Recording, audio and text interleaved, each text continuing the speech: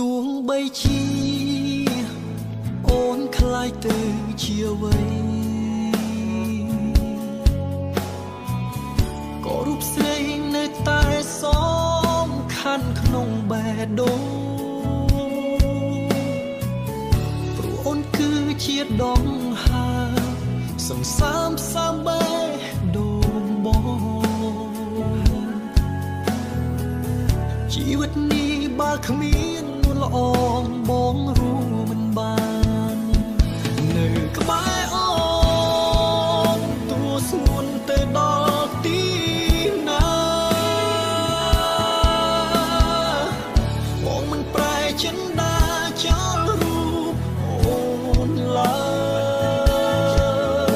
យត្រឹមមានអូននៅក្បែរបងអូននឹងគ្រប់គ្រាន់ពេកហើយ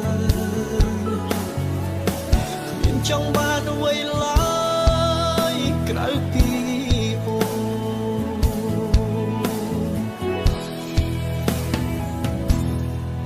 សម្រាប់ប